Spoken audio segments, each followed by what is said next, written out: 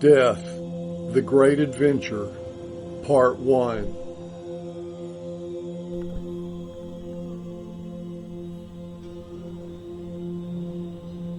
Prologue. Ponder most carefully and sanely upon the so-called enigma of death. It is an enigma to man, but not an enigma to disciples and knowers of the wisdom. During the next cycle, death will become a normal and understood process. Understanding death, similarities between the near-death experience and the esoteric process of dying.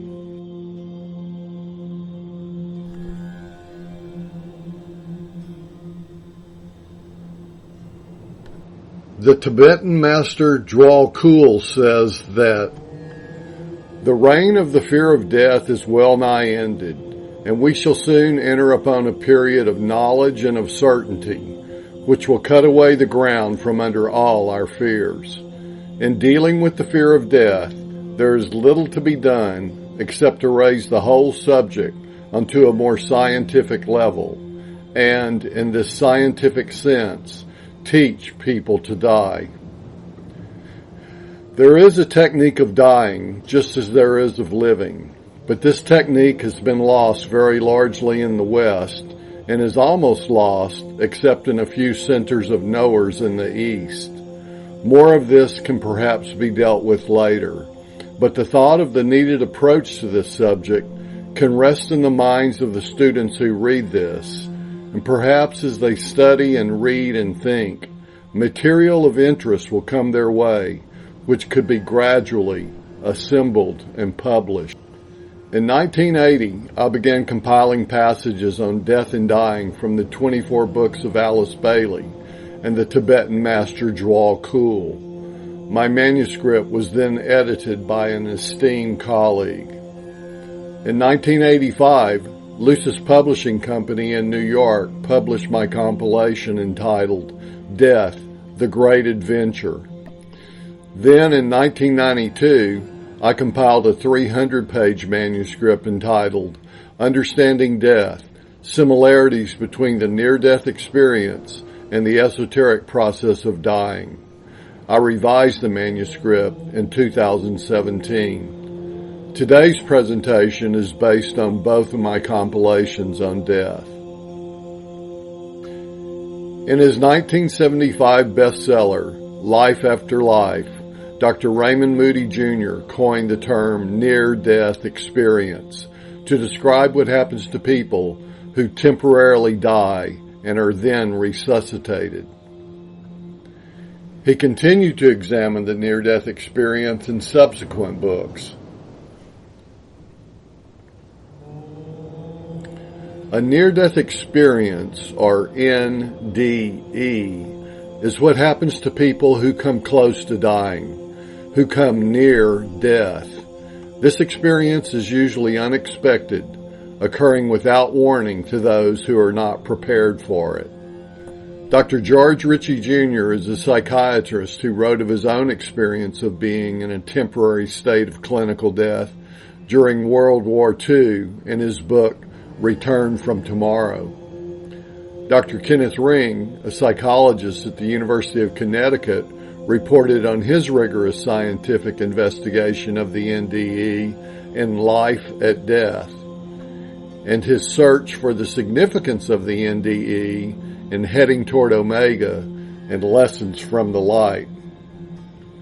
Dr. Melvin Morse is a pediatrician who examined the near-death experiences of children in his book, Closer to the Light.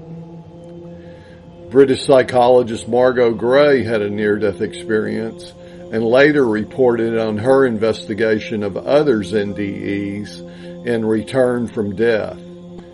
Dr. Phyllis Atwater had 3 NDEs in the course of 1 year.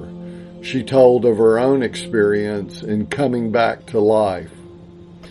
Betty Eadie described her NDE in her best-selling book, Embraced by the Light. Daniel Brinkley recounted his 2 NDEs in Saved by the Light. Dr. Eben Alexander is a neurosurgeon who wrote of his week-long NDE in Proof of Heaven. The word esoteric is from the Greek esoteros, which means inner. Its opposite is exoteric, from exoteros, denoting that which is outer. In the past, the unenlightened masses were taught the exoteric or outer, revealed, literal teaching, while the initiates earned the right to receive the esoteric or inner, concealed, spiritual doctrine. This esoteric doctrine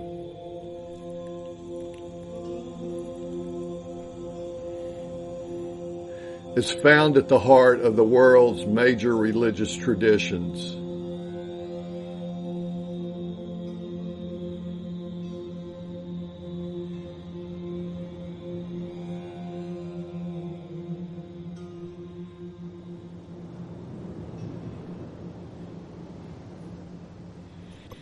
It is also known as the Mysteries and was taught in the various mystery schools of antiquity.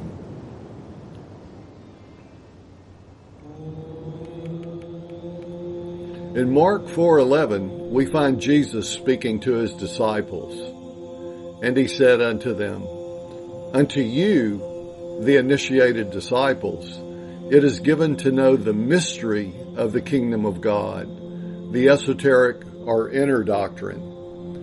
But unto them that are without, the uninitiated masses, all these things are done in parables, the exoteric or outer teaching. The esoteric doctrine is known by many names. These are some of them.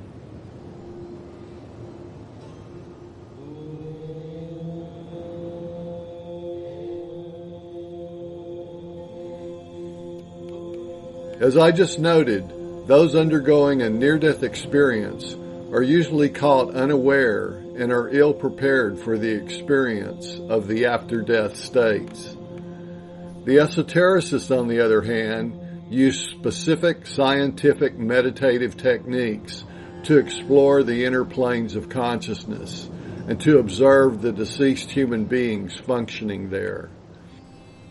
These esoteric meditative techniques for exploring the after-death states were taught by the Buddha and are still practiced today in certain places in Asia.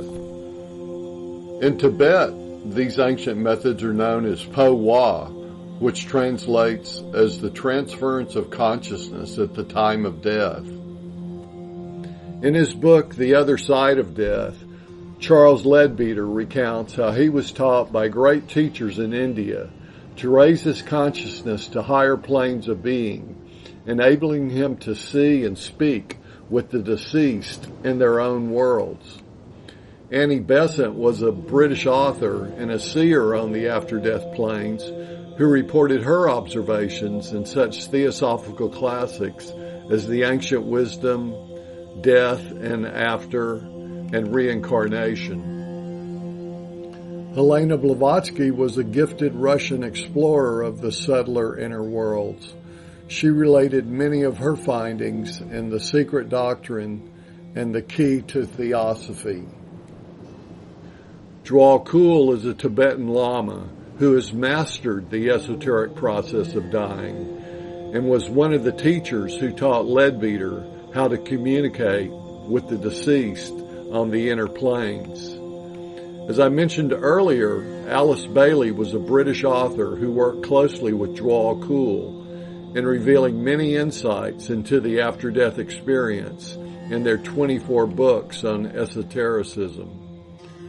Max Heindel, a Rosicrucian investigator of the esoteric process of dying, reported his findings in the Rosicrucian Cosmoconception. Manly P. Hall was an esoteric philosopher who wrote about the after-death experience in many of his books, including The Secret Teachings of All Ages and Death to Rebirth. James Perkins was a theosophical author who wrote of his own NDE in experiencing reincarnation and of the esoteric process of dying and through death to rebirth. E. Norman Pearson wrote about the after-death planes in his classic Introduction to Theosophy, Space, Time, and Self. Dr. Stanislav Grof has examined the experience of dying in such books as The Human Encounter with Death and Beyond Death.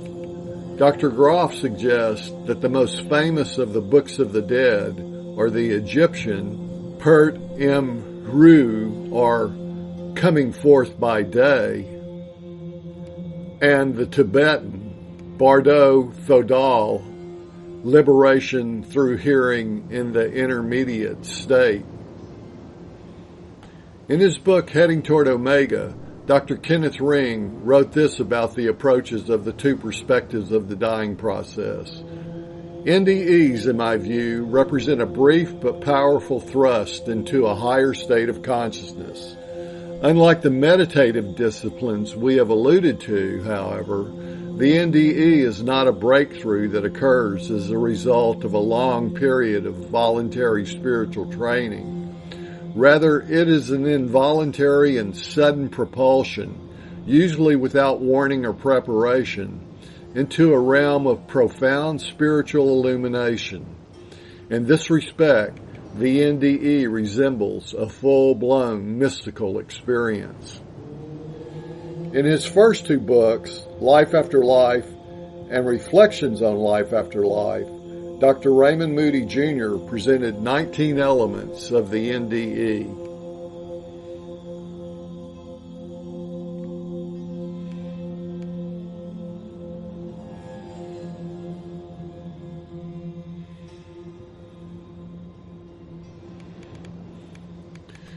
Esotericists reveal that in our solar system, there are 7 planes of matter of increasing degrees of density.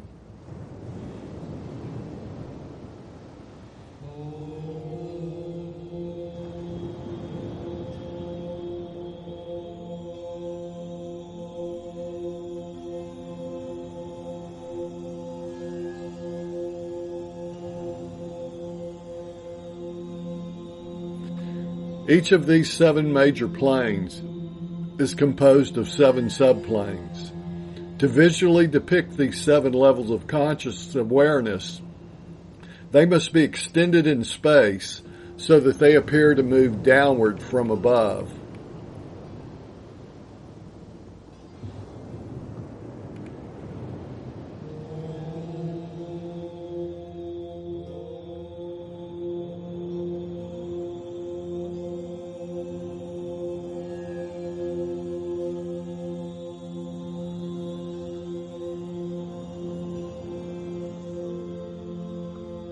In actuality, all the planes are interpenetrating and therefore occupy the same space.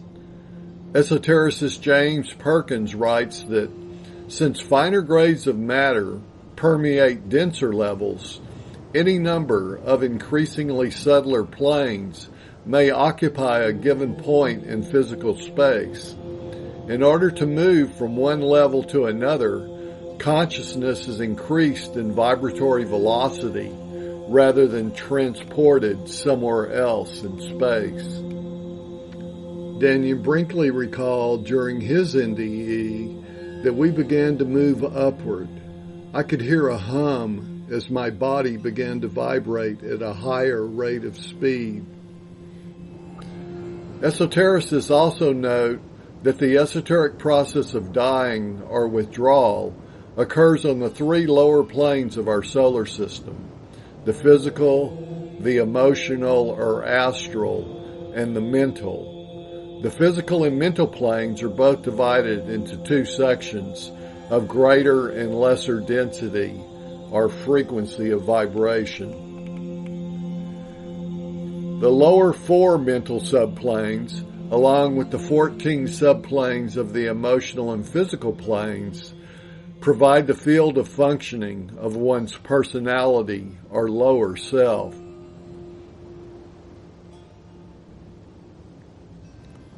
Just focus on the highlighted areas. To give you a sense of how closely related these 2 perspectives actually are, here are some passages from page 12, of my revised Understanding Death compilation.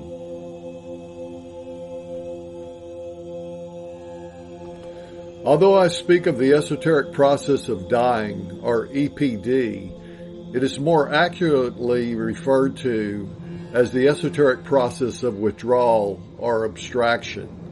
It is the incarnating soul's process of withdrawing or abstracting the life and consciousness aspects that results in the process of dying or disintegration that occurs to the forms or bodies which the soul is indwelt for the purpose of gaining knowledge and experience in the three lower worlds.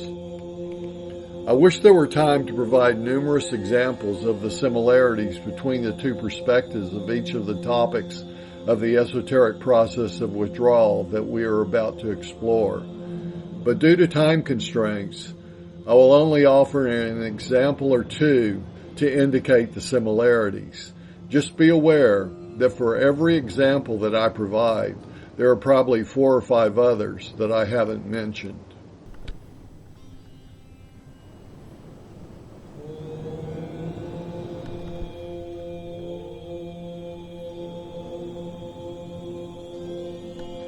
One of the first qualities that we discover about death in the research of both groups is its ineffability. Dr. Raymond Moody reports that the persons involved uniformly characterize their experiences as ineffable, that is, inexpressible. Many have made remarks to the effect that there are just no words to express what I am trying to say, or they just don't make adjectives and superlatives to describe this. Esotericist Charles Leadbeater recounts the utter inadequacy of all attempts at description, the hopelessness of any effort to put into human words the ineffable glories of the heaven world. We discover that there is an auditory announcement that the dying process has begun. Dr. Moody calls this element of the NDE hearing the news. The NDEers hear doctors or others pronounce them dead. Master Dwal Kul tells us that the soul sounds forth a word of withdrawal from its own plane, and immediately an interior process in reaction is evoked within the man on the physical plane. As we saw from the earlier example, both perspectives of the dying process describe it as one characterized by peace and quiet. These two views of the dying process reveal that the pronounced grieving of loved ones is disruptive to the deceased and can interfere with their continued progress through the process of withdrawal that is intended by the soul. One of Dr. Moody's NDEers declared that, "I felt as though I had been called back, magnetized back through the love of my sister and husband. Since then, I have believed that other people can draw you back." Esotericist Charles Hampton wrote that the grief of friends attracts the attention of the dead, and this tends to draw the departed again into touch with earth. It is cruel to draw to earth one who yearns to be free. It interrupts his progress to try to arouse in him any desire for further earthly life which he has left. Prayers, however, are helpful and facilitate the progress of the deceased through the after-death states. Betty Eady learned during her NDE that our prayers can benefit both spiritual beings as well as people on earth. If there is reason to fear for a departed person's spirit, if there is a reason to believe their transition may be difficult or unwanted, we can pray for them and enlist spiritual help. Esotericist Annie Besant notes that religion has wisely commanded prayers for the dying, for these preserve calm and stimulate unselfish aspirations directed to their helping, and these, like all loving thoughts, protect and shield. Along with the auditory announcement that confirms the beginning of the dying process, there is also a sound that is heard at the start of the process. Dr. Moody says that a woman tells how as she lost consciousness, she heard a loud ringing. It could be described as a buzzing. We should recall that the physical plane in the physical body is divided into two parts. The dense physical body is composed of matter of the three lower physical subplanes, and the etheric physical body consists of matter from the four higher physical subplanes.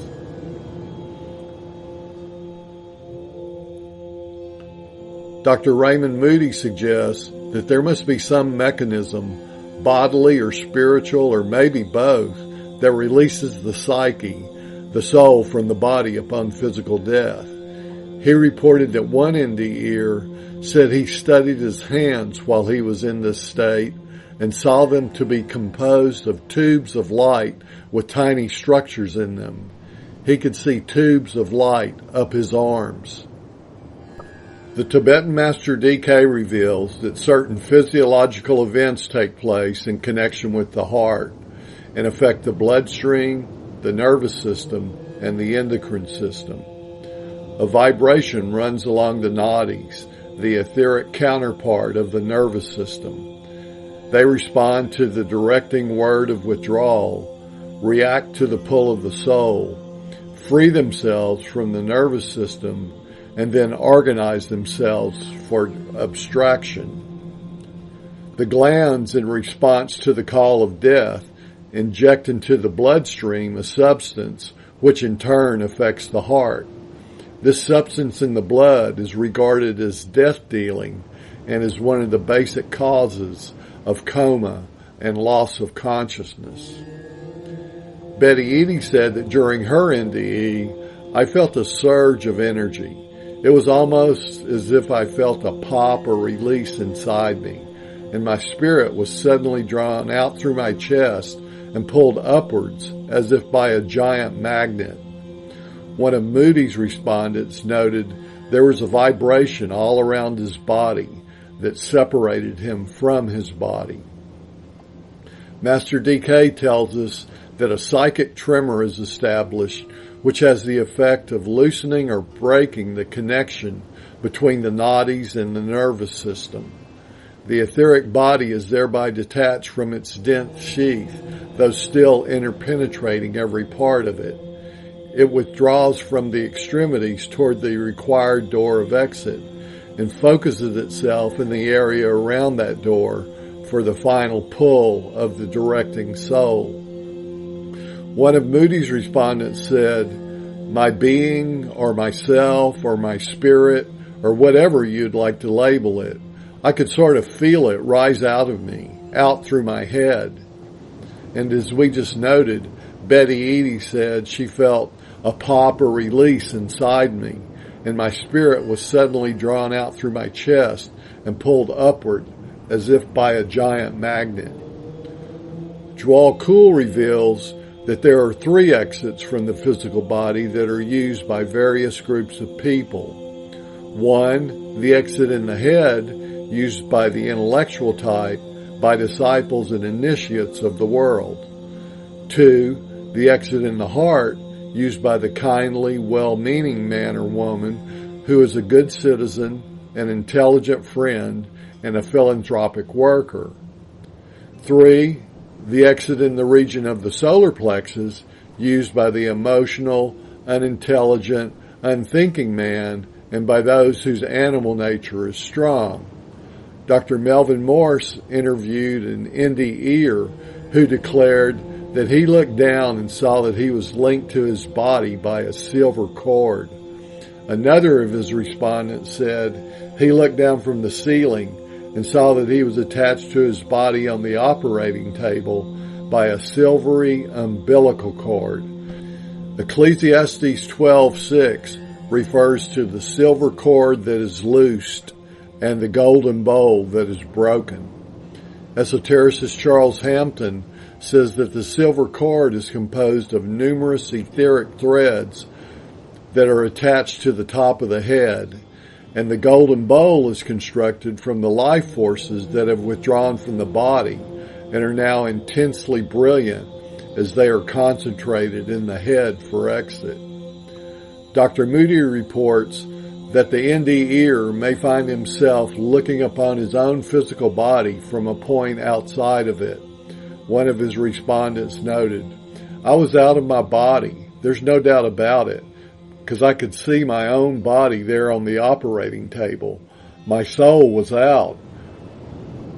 Esotericist Charles Leadbeater declares that the actual definition of death is the full and final separation of the etheric double from the dense body. When a man withdraws from his dense body at death, he takes with him the etheric part of that vehicle. Phyllis Atwater reports that invariably survivors come to describe their physical bodies in abstract, more objective and detached terms, as if it were a garment they wear. She said of one of her own NDEs, "My body was not me. I was me. A body was something I had once worn, like someone wears a jacket or an old coat." Esotericist Charles Hampton declares that the body is a garment, and what we call death is but the laying aside of a worn-out garment. It is no more the end of mind and soul than it is the end of the body when we remove an overcoat.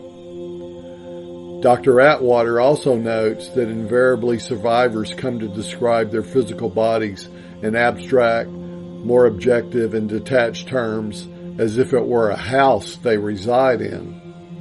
Esotericist E. Norman Pearson notes that death, so-called, is the time of release, when the soul once more is liberated from its house of bondage.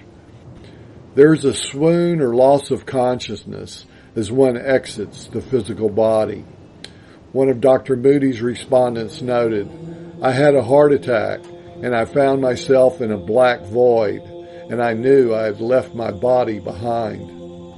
Charles Leadbeater observed that when he dies, he draws out with him the etheric counterpart of the physical body, and consequently has usually at least a moment of unconsciousness while he is freeing himself from it. The Tibetan Book of the Dead calls it a swoon. Both groups declare that consciousness is exactly the same after death, that death in no way changes who they are. The only difference is that they are no longer functioning through a dense physical body. One of Dr. Moody's respondents noted, "I thought I was dead. My thought and consciousness were just like they are in real life." Charles Leadbeater writes that character is not in the slightest degree changed by death. The man's thoughts, emotions, and desires are exactly the same as before. He is in every way the same man, minus his physical body. Dr. Moody reports that many people don't realize that the near-death experience they are having has anything to do with death. They find themselves floating above their body, looking at it from a distance. It doesn't make any sense to them, and they become very confused. Esotericist Max Heindel writes that it not infrequently happens, however, that such people are for a long time unaware of what has happened to them. They do not realize that they have died. They know that they are able to move and think. It is sometimes even a very hard matter to get them to believe that they are really dead. They realize that something is different, but that they are not able to understand what it is.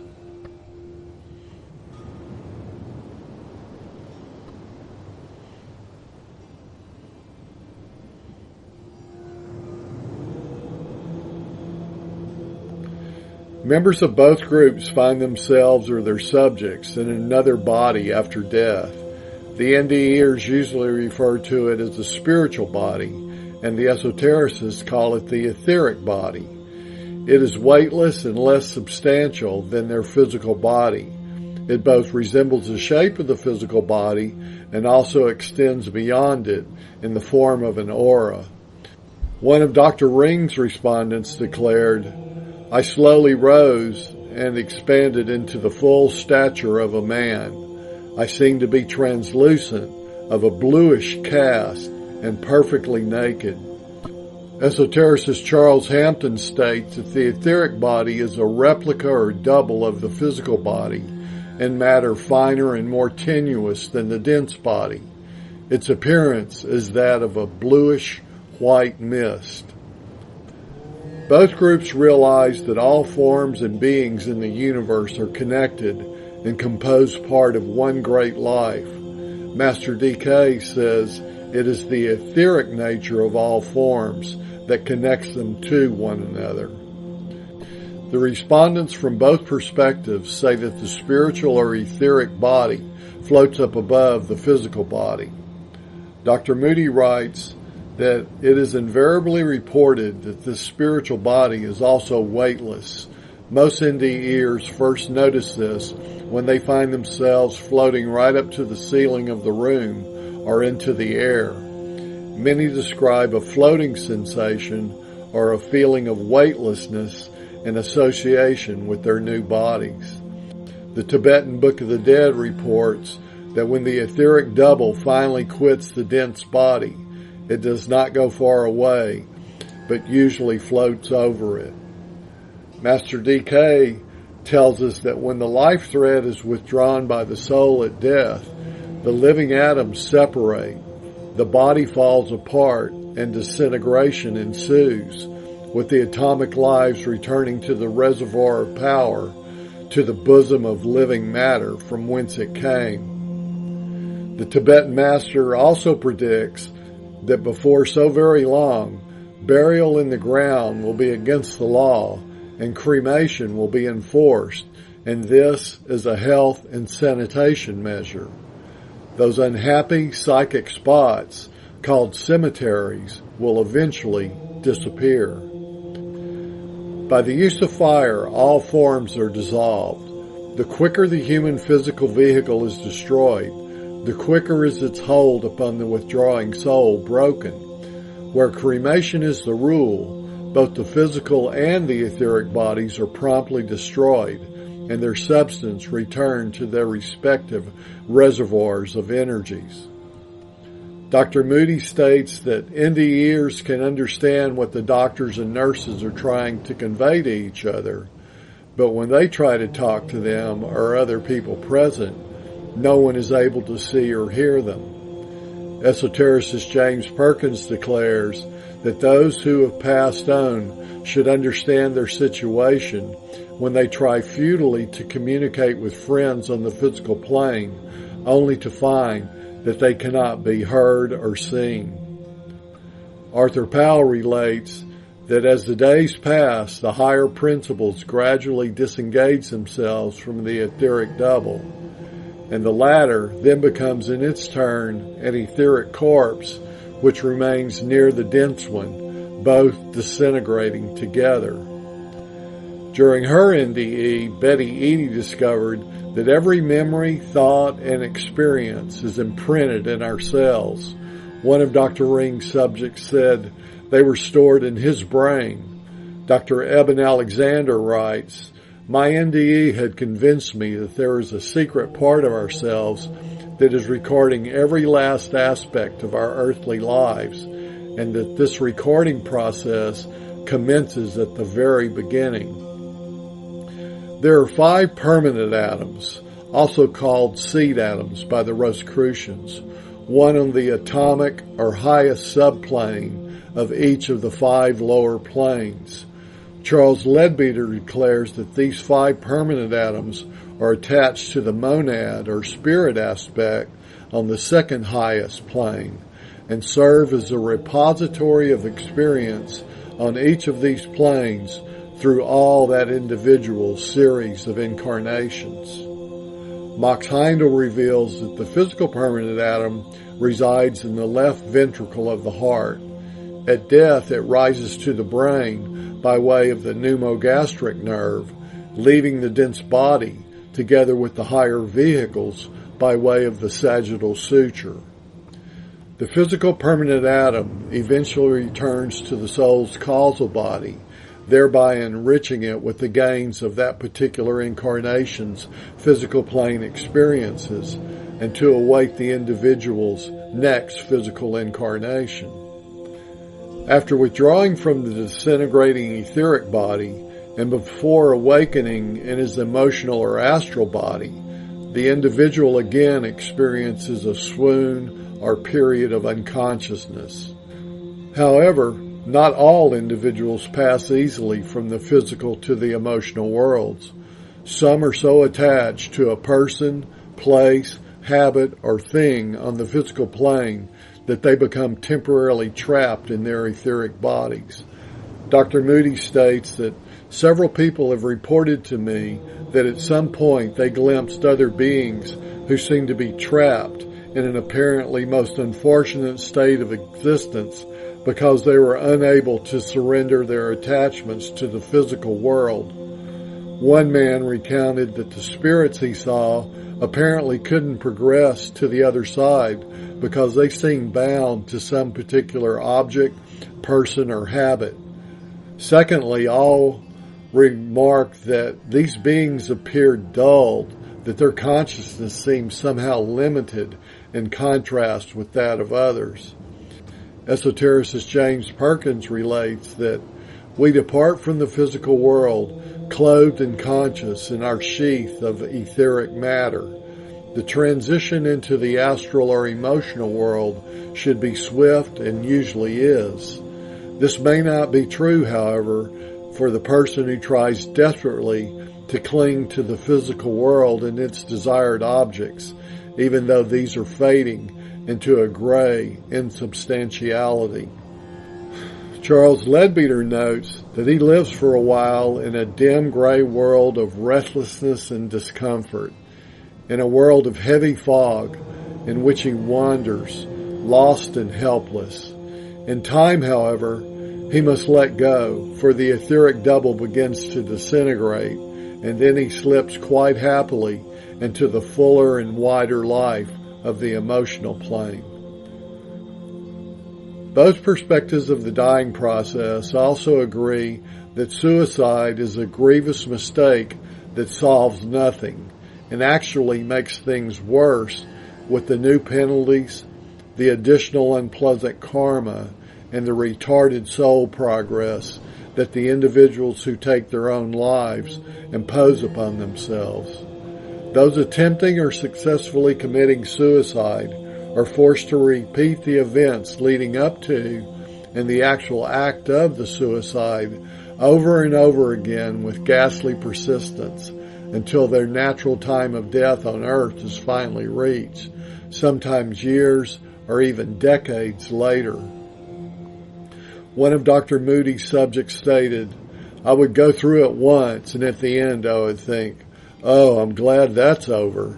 And then it would start all over again, and I would think, oh no, not this again." Another of his respondents stressed that during his NDE caused by a suicide attempt, that there were horrific beings clutching and clawing at him. It was something like descending into Dante's Inferno. He had a claustrophobic, hostile, nightmarish NDE without the slightest positive experience.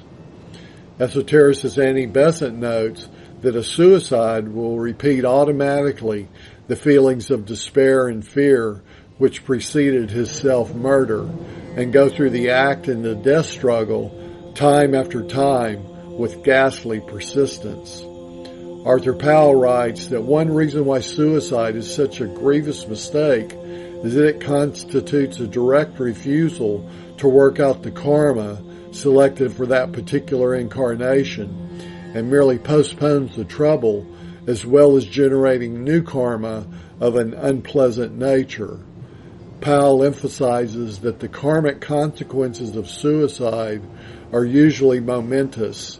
They are certain to affect the next life and probably more lives than one. Charles Hampton states that for the suicide, there's an intolerable, heavy, leaden feeling of being perpetually tired, also due to the inability to get free from the earthbound condition. He will remain in the atmosphere of the earth until his time period of physical life is exhausted, for that is fixed, He will be earthbound.